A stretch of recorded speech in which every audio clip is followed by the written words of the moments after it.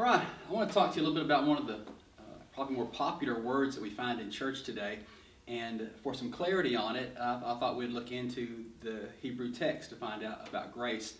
In fact, I want to take a look at the very first place that we find the term grace in Scripture. And it's found in the Old Testament, in the book of Genesis, where Noah found grace in the eyes of the Lord.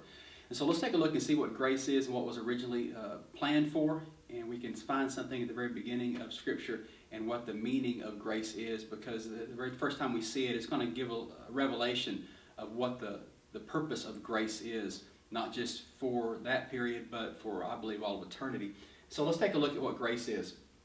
At the top, we have the ancient Hebrew script, and then here we have more of a modern script, which is most what you would find in your text if you were to read a Bible written in Hebrew. And so I want to take a look at this. There are two images that make up the picture of what grace is. And what we find here, knowing that Hebrew is read from this side to that side, opposite of English.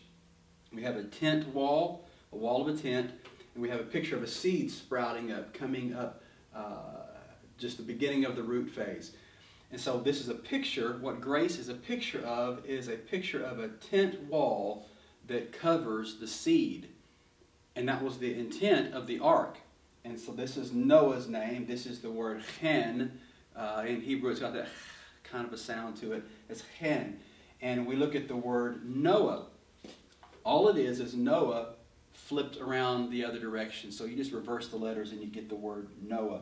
And so if we were looking at Scripture, we would find in the book of Genesis where Noah found grace, it would be just a bookend. Almost a play on words when we look at the image. So it's Noah Hen, because the seed, which was Noah, built a cover which would cover the seed. And I love this, this illustration. It's one of the perfect illustrations of how we can look at ancient Hebrew and get revelation of really what God's intent was by looking at the words, because they're doing words. They're not just a noun, but it communicates what the thing does.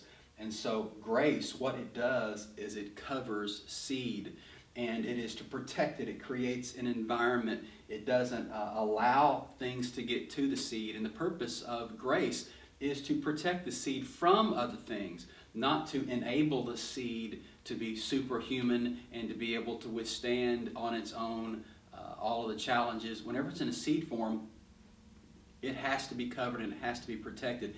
Literally, grace creates an environment that protects the seed. And so whenever I look at grace, that is what grace does. Grace is there whenever it is in its infant stage so that it has room to mature. Grace is not there so that we can continue our whole life in this infant phase. But grace is there during the phase whenever we're young, when we're tender, and we have not matured yet until we grow up. In fact, the picture of the word hay, or the letter hay in Hebrew, is literally just a picture of the seed, and then it just sprouts up on both sides like that, and it moves into a place where it can declare on its own. And so grace is this image of a tent covering the seed, and that's what Noah's purpose was to do, was to provide a place so that that could be done. And so we see that Noah functioned in that role as that we're supposed to do whenever we understand grace. And that's give protection and covering so that something else can spring up. Hope you got a little bit of something out of that. Ancient Hebrew is fantastic, and I look forward to sharing some other stuff with you. God bless you.